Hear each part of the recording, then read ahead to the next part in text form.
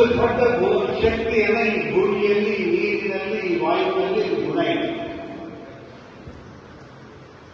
ನಿಜಾಮನ ವಿರುದ್ಧವಾಗಿ ಹೋರಾಡತಕ್ಕಂತಹ ರಜಾಕಾರ ವಿರುದ್ಧ ಹೋರಾಡಲಿಕ್ಕೆ ಶಕ್ತಿ ಬಲವನ್ನು ತುಂಬಿರತಕ್ಕಂಥದ್ದು ಊರು ಯಾವುದಾದ್ರೂ ಇರ್ತದೆ ಮೊದಲನೇದಾಗಿ ತಿಳ್ಕೊಳ್ತಾನ.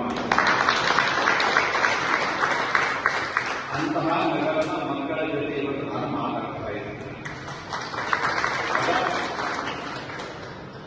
ತಾವೆಲ್ಲರೂ ಕೂಡ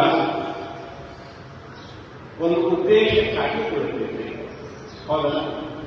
ಯಾರಿಗೆ ಉದ್ದೇಶ ಇದೆ. ಏನೊಂದು ಉದ್ದೇಶ ಇದೆ? ನಮ್ಮನ್ನು ನಾವು ಸಂರಕ್ಷಣೆ ಮಾಡಿಕೊಳ್ಳಬೇಕಾಗಿದೆ, ನಮ್ಮ ಧರ್ಮವನ್ನು ಸಂರಕ್ಷಣೆ ಮಾಡಬೇಕಾಗಿದೆ, ನಮ್ಮ ಧರ್ಮವನ್ನು